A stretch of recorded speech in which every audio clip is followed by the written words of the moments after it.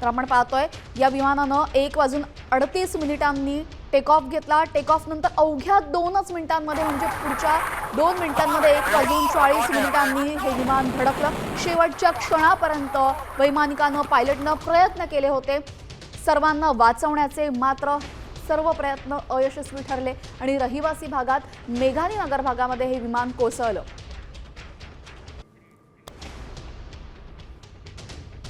Air इंडियाचं हे विमान एका मेडिकल कॉलेजच्या इमारतीला धडकलं आणि याचे भीषण फोटो आता समोर आलेले आहेत। ज्यावेळी ही दुर्घटना घडली त्यावेळी मेडिकल कॉलेजच्या इमारतीमध्ये काही डॉक्टर्स, काही कर्मचारी, काही विद्यार्थी होते।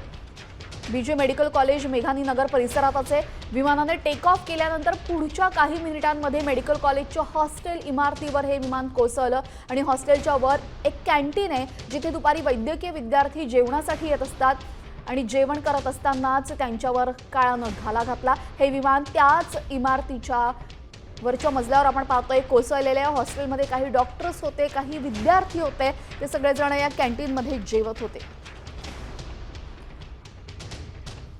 या दृश्यांवरून तुम्ही अंदाज लावू शकता अतिशय भीषण असा हा अपघात होता। कॉलेजच्या हॉस्टेल इमारतीवर हे विमान कोसळलं। हॉस्टेलमध्ये काही विद्यार्थी होते, काही डॉक्टर्स होते।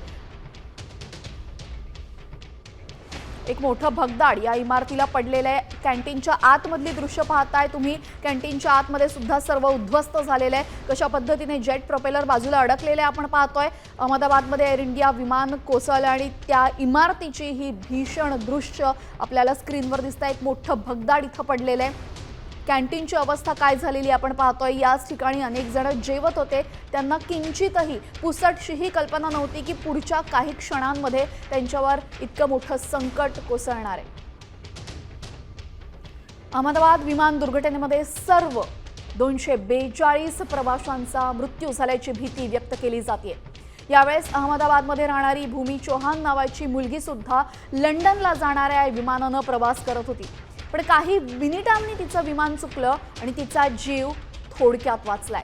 भूमी घरापासून विमानतळ गाठण्यासाठी कारने अहमदाबाद विमानतळासाठी निघाली, पण वाहतूक कोंडीमध्ये अडकल्यामुळे विमानतळावर पोहोचण्यासाठी तिला 10 मिनिटं उशीर झाला आणि तोपर्यंत विमानानं उड्डाण घेतलं होतं आणि त्यानंतर विमानाच्या अपघाताची बातमी ऐकताच भूमी चौहानच्या पायाखालची जमीन सरकली।